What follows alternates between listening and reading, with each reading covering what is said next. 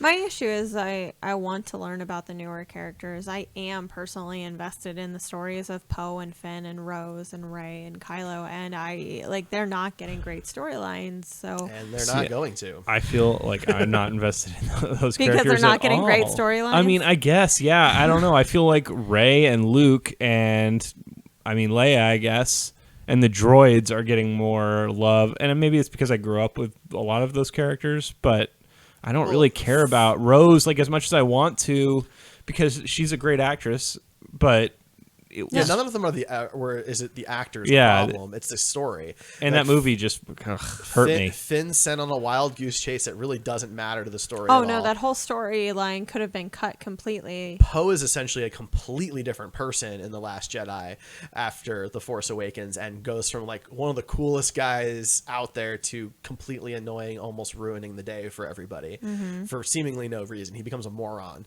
in The Last Jedi. It's just Phasma dies again. Again.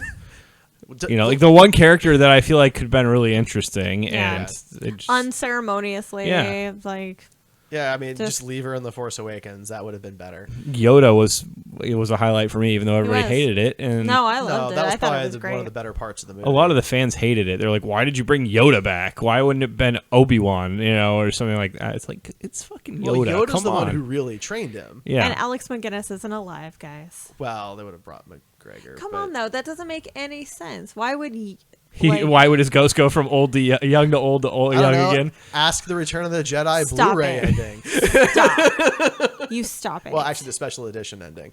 You stop it. Nobody asked for that. I didn't. Anyway. We know we haven't talked the D23 sizzle reel or whatever it was called. Go for it. It was like a minute and a half of stuff we've already seen and then 20 seconds of stuff we hadn't seen yet. Yeah. So, it was fine. It was the same thing they did for Avengers Endgame, which is fine. But I would have rather gotten some new footage and a full trailer. Yeah. Everybody's focused on this Dark Ray thing, but it's Disney. Their trailers always mislead you. It's clearly a red herring. They would not do a reveal like that in a trailer. Just like with the Jyn Erso one, right, where she was wearing Imperial Trooper armor in that one trailer, and then that wasn't even in the movie. No, they cut all that. Part of the problem with the trailer, the teaser, whatever you want to call it, so they're bringing back Palpatine. I couldn't be less interested in that. I'm really annoyed with that. They're doing it because they killed off Snoke in the last one, and Snoke was supposed to be the overarching big bad throughout this whole thing. And well, that's what Abrams gets for leaving. Yeah.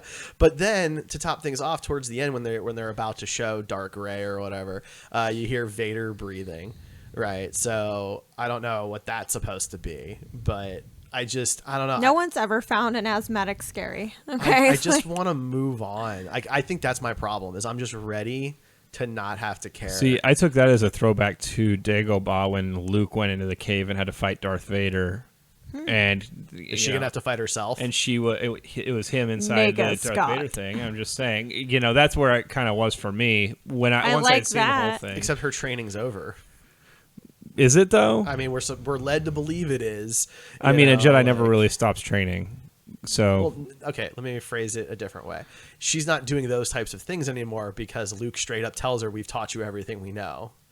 Right? Okay. Well, maybe somebody else is doing it. I'm just saying that's the way I took it. Dark Ray is not a real thing. No. It's not going to... And maybe if she's a clone, like I had talked about in a previous episode, what was a theory I had and a lot of other people had, then she might have some other clones. She's an evil twin. Sure.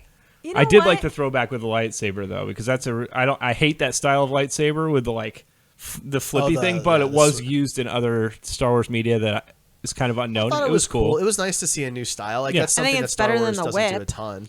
Yeah. You'll never tell me that a lightsaber whip is a good idea. So, how many people did you decapitate while practicing? Yeah. Like this one. How many times did you chop your own leg off before you figured it out? You lightsaber is super with a boring. Fake one until you get it down, and then you use the real thing. That's how it works. Yeah.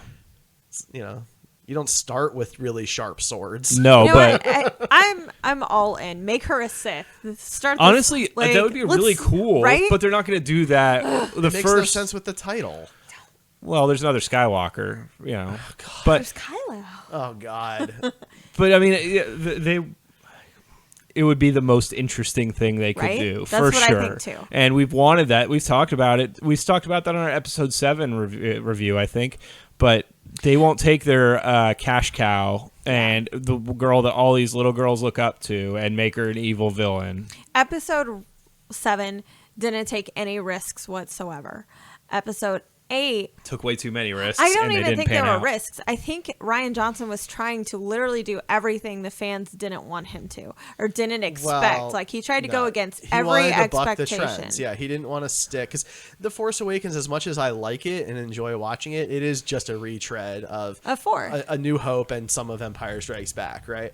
So I get that he wanted to do something clean and different, and I appreciate that he tried. Because there were good moments. Yoda, the fight with the with That the was guards, great, that yeah. was And the throne room amazing. was really Objectively, good. that was a very Yes. cool scene, yeah. But now you've got Abrams coming back, and he doesn't like most of what Johnson did, so a lot of this is going to be retconning, and I'm just kind That's of horrible. tired of it. You know, like Abrams is the one who decided to walk away. They wanted him to do 8, and he said no thanks, and so they brought someone else in. Now you have to live with what that person decided to do. Yeah. Right, and so I just want it to get to the movie. I want to watch it. And I want to move on. I agree. You know, I just want to. And you're hoping you enjoy it. I'm hoping I enjoy it. I'm gonna keep my expectations kind of low. The thing is, like, we've already seen a whole movie that retconned everything, and it set the franchise up for failure. So that's my issue. Like, in a vacuum, I really enjoy Days of Future Past. However, by changing absolutely everything, by Singer getting rid of everything he didn't direct, like, the next 2 movies were horrible. Yeah, I mean, Like, I they don't were like Days of horrible, and Future he Past, but did those it. 2 make Days of Future Past look good to me. Right? That's Like, Which is unfortunate. All right. Well, so look, if you're interested in more Star Wars stuff, our sibling show Echo Station did nothing but cover D23 Star Wars news on their episode this week. Mm-hmm. So go check out Echo Station Cast on Twitter, or you can go subscribe to the show and listen to their latest episode to hear them talk about that stuff. absolutely. Is that out yet? Yeah. It is out. Comes Yeah. out on Mondays. Yep. So we're going to take a short break, and then we'll talk about all of the Marvel Studios news.